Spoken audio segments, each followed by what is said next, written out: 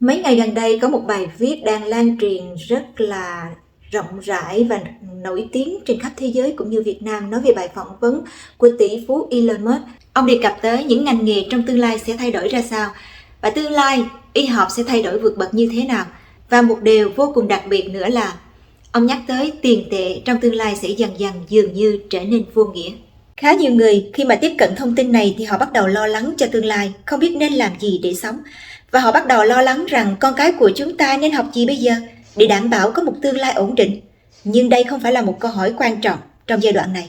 Câu hỏi vô cùng quan trọng trong giai đoạn này là liệu chúng ta có đủ phước báu để vượt qua giai đoạn thanh lọc khắc nghiệt từ nay cho đến năm 2030 hay không? Nếu thực sự chúng ta còn sống thì chúng ta sẽ bước vào cái thời kỳ hoàng kim rực rỡ sau năm 2030 và chúng ta sẽ đón nhận những điều mà thế giới thay đổi ngoạn mục, thậm chí còn hơn cả những gì Elon Musk đã chia sẻ trong bài phỏng vấn của ông nữa. Và câu hỏi đặt ra nữa là có thể những gì ông chia sẻ nó xảy ra sớm hoặc là muộn hơn hay không? Thời gian nó có thể xê dịch một chút xíu bởi vì nó phụ thuộc vào lòng người thay đổi thì cái dòng thời gian của cái quả đó nó cũng sẽ thay đổi theo.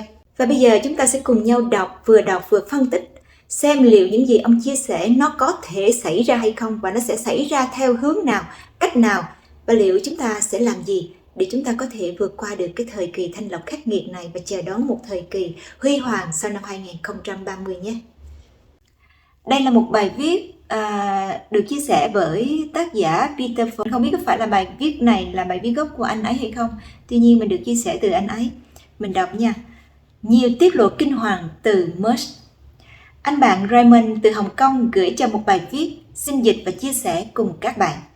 Vừa qua, Musk và Dr. Peter Diamandis đã có một cuộc phỏng vấn chuyên sâu kéo dài 3 tiếng đồng hồ, chứa đầy thông tin.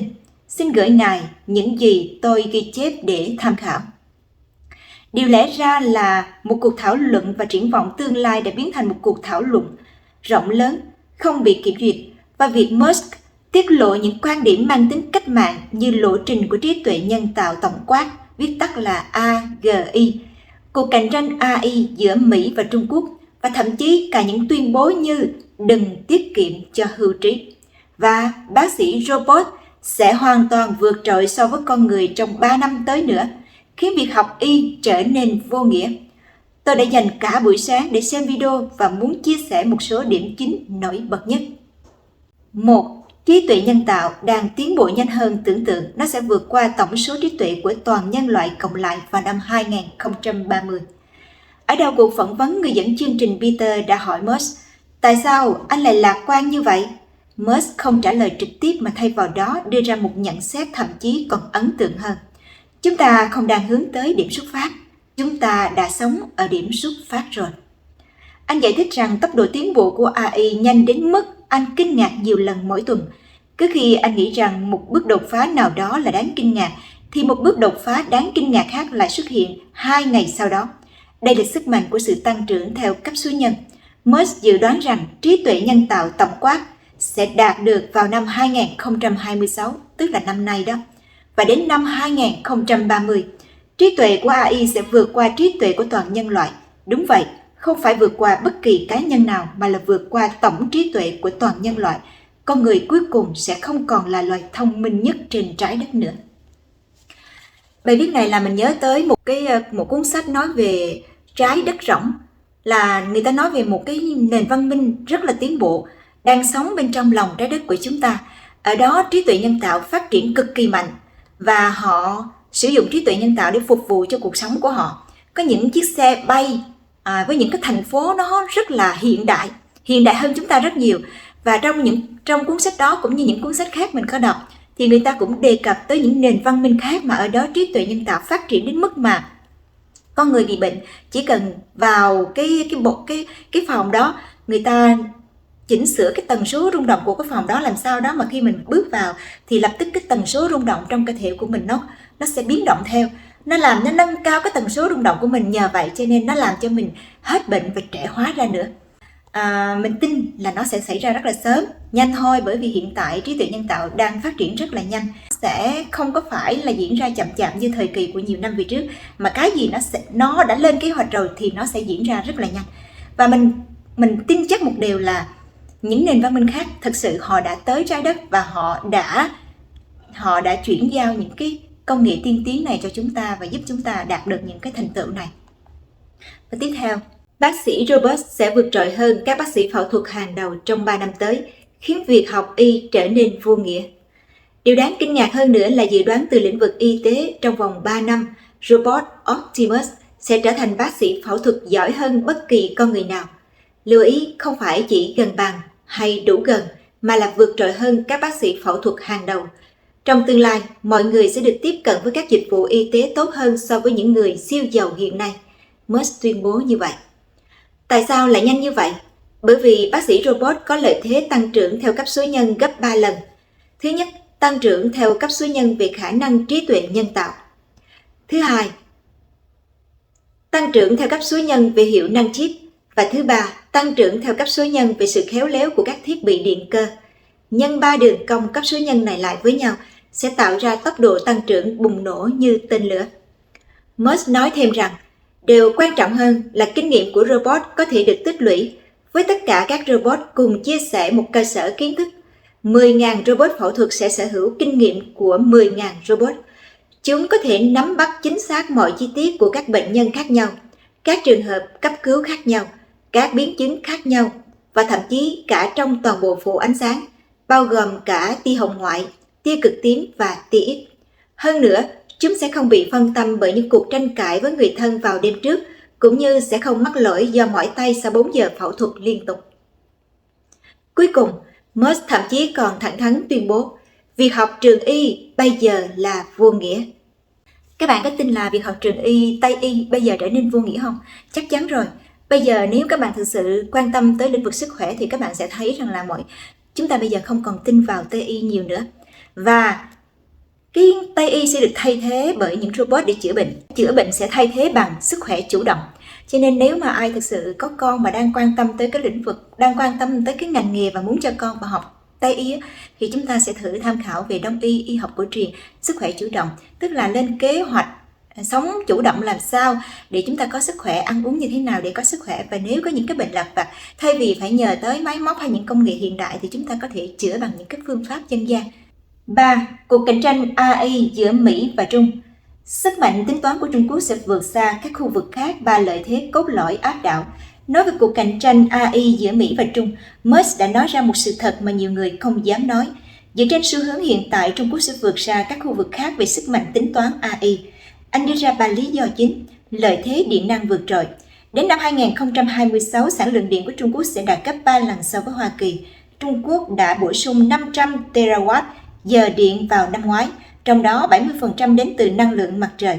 Musk không khỏi phàn nàn. Cứ như thể họ đã nghe hết những gì tôi nói rồi lập tức thực hiện vậy. Trung Quốc thật là nhanh trong vấn đề bắt chước một điều gì đó phải không? Khoảng cách thế hệ chip đang thu hẹp, định luật Moore đã lỗi thời. Từ 3nm xuống 2nm, mình không hiểu chữ này. Hiệu năng chip chỉ cải thiện 10%, nghĩa là định luật Moore đã lỗi thời. Và lợi thế về chip của Mỹ đang giảm dần, tạo điều kiện thuận lợi hơn cho Trung Quốc bắt kịp khả năng thực thi vượt trội. Musk thẳng thắn tuyên bố, tôi đã chứng kiến quá nhiều kỹ sư Trung Quốc khi nhu cầu rõ ràng tốc độ và quy mô thực thi của họ là không thể tưởng tượng nổi. Anh dự đoán rằng cuộc cạnh tranh AI cuối cùng sẽ diễn ra giữa XAI, Google và Trung Quốc. Cái này thì mình không rành cũng không bàn tới. Số 4. Đây là điều mà tất cả chúng ta sẽ thực sự rất là quan tâm bởi vì nó sẽ liên quan đến tất cả chúng ta. Số 4. Đừng tiết kiệm cho hưu trí. Tiền bạc có thể không còn quan trọng trong 10 đến 20 năm nữa. Đây là tuyên bố gây sốc nhất trong cuộc phỏng vấn đừng tiết kiệm cho hưu trí. Mới giải thích rằng trong 10 đến 20 năm nữa, hoặc tất cả chúng ta sẽ không còn tồn tại, hoặc tiền bạc sẽ không còn quan trọng nữa. Nhiều người lo lắng rằng AI sẽ gây ra nạn thất nghiệp, nhưng Musk đã đề xuất một khái niệm mới, thu nhập cao phổ quát. Đây không phải là thu nhập cơ bản phổ quốc do chính phủ ban hành, mà là một sự thay đổi cơ bản hơn trong logic kinh tế. Khi tốc độ tăng trưởng sản lượng hàng hóa và dịch vụ vượt quá tốc độ tăng trưởng cung tiền, nó sẽ dẫn đến sự sụp đổ giá cả. Nói một cách đơn giản, trí tuệ nhân tạo và robot sẽ đưa chi phí sản xuất xuống gần bằng không, làm cho mọi thứ trở nên cực kỳ rẻ và cho phép mọi người dễ dàng có được hàng hóa và dịch vụ mà họ muốn. Tuy nhiên, anh cũng cảnh báo rằng 3 đến 7 năm tới sẽ rất hỗn loạn. Chúng ta sẽ đồng thời trải qua những thay đổi triệt để, biến động xã hội và sự thịnh vượng to lớn, một giai đoạn chuyển tiếp không thể tránh khỏi. Nếu không điều nào trong số này xảy ra, điều đó cho thấy chúng ta phải đối mặt với những vấn đề lớn hơn nữa, chẳng hạn như sự phát triển trí tuệ nhân tạo, trì trệ hoặc sự sụp đổ của nền văn minh. Các bạn nghĩ như thế nào về điểm số 4 này? Và quả thực điểm số 4 là một điều mà mình đã từng nghĩ rất là nhiều năm trước rằng nó sẽ xảy ra. Lúc đó đồng tiền không còn quan trọng nữa, bởi vì AI dường như là tham gia vào mọi hoạt động xã hội. Cái vấn đề mà tạo ra của cải vật chất nó trở nên rất là dễ dàng. Nó quá dễ dàng đến mức độ mà mọi thứ nó rất là dồi dào, nhiều hơn so với nhu cầu luôn. Cái khái niệm là làm theo năng lực và hưởng theo nhu cầu nó hoàn toàn chính xác với cái giai đoạn này nhé. Xã hội chủ nghĩa đúng bản chất là con người năng lực làm tới đâu cũng được, nhưng mà họ đều được hưởng những cái nhu cầu miễn phí như ăn mặc miễn phí, giáo dục miễn phí và y tế miễn phí. Nhưng mà xã hội chủ nghĩa hiện nay thì biến tướng cho nên nó không có là thực hiện được điều này. Nhưng tương lai sẽ làm được. Để thực hiện được điều này, một chế độ xã hội chủ nghĩa đích thực, một thời kỳ hoàng kim ra đời cần phải hội đủ 3 yếu tố. Thứ nhất, thế lực ngầm không còn tồn tại nữa. Bấy lâu nay thế giới của chúng ta bị thao túng và chi phối bởi thế lực ngầm. Một thế giới mà ở đó họ có rất là nhiều những con người giàu có và họ chi phối thao túng thế giới chúng ta bằng cái sự sợ hãi và ngu dốt. Có những cái phát minh rất là tiến bộ vĩ đại phục vụ cho việc phát triển của loài người đã bị thế lực ngầm này che giấu. Và thay vào đó họ lại phát minh ra những cái công nghệ mà khiến cho thế giới của chúng ta trở nên bế tắc. Bên cạnh thế lực ngầm không còn tồn tại nữa thì thứ hai là những phát minh khoa học tiến bộ sẽ được công khai và phát triển mạnh mẽ. Cái thứ ba là có một cuộc đại thức tỉnh về mặt tâm linh. Lúc này con người sẽ tin vào Thượng Đế chứ không còn vô thần như hiện nay. Mọi người sẽ có một sự hiểu biết rất sâu sắc về thế giới tâm linh chứ không còn mê tín dị đoan như hiện nay. Khi hội tụ đủ 3 điều kiện này thì một thế giới hoàng kim sẽ xuất hiện. Lúc này nếu mà những ai mà thực sự còn sống và vượt qua được cái thời kỳ thanh lọc này, họ sẽ là những con người rất là thiện lành và tử tế. Sự thành công của một con người không còn đo bằng nhiều tiền hay là nhiều danh vọng nữa, mà thay vào đó là cái khả năng cống hiến vô điều kiện cho nhân loại, cho xã hội và cộng đồng. Khi mà đồng tiền trở nên vô nghĩa và những nhu cầu cơ bản của con người được đáp ứng như là ăn uống được miễn phí, giáo dục được miễn phí, y tế được miễn phí, thì con người lúc này họ thực sự làm việc bởi vì họ thực sự thích cái công việc đó, đam mê cái công việc đó, hoặc là bởi vì họ muốn cống hiến cho xã hội, chứ không còn chạy theo đồng tiền như hiện nay nữa. Tới đây thì mình nhớ tới một chi tiết rất là thú vị. Trong bộ sách mà mình đọc được có tựa đề là Nền văn minh trong lòng đất. Trong đó có đề cập tới vấn đề là ở xã hội của họ rất là tiến bộ, khoa học kỹ thuật phát triển vượt bậc. Chính vì vậy cho nên con người họ miễn phí dường như mọi thứ. Ở xã hội của họ thì con người họ chỉ làm việc một ngày chỉ 2 tiếng thôi, khoảng 2 tiếng thôi. Thời gian còn lại thì họ dùng để hưởng thụ cuộc sống và họ để tu tập tâm linh. Nếu các bạn quan tâm tới cái cuốn sách này thì các bạn có thể tham khảo đường link mình để trong cái phần comment. Số 5. Năng lượng mặt trời là câu trả lời duy nhất 3 bước để đạt được tự do năng lượng cho con người. Vì năng lượng, lập trường của Musk vô cùng kiên định, mặt trời chiếm 99,8% khối lượng của hệ mặt trời. Việc tiến hành phản ứng tổng hợp hạt nhân trên trái đất giống như tạo ra băng ở Nam Cực. Chúng ta có một lò phản ứng hạt nhân khổng lồ miễn phí cách mặt đất 930.000 dặm.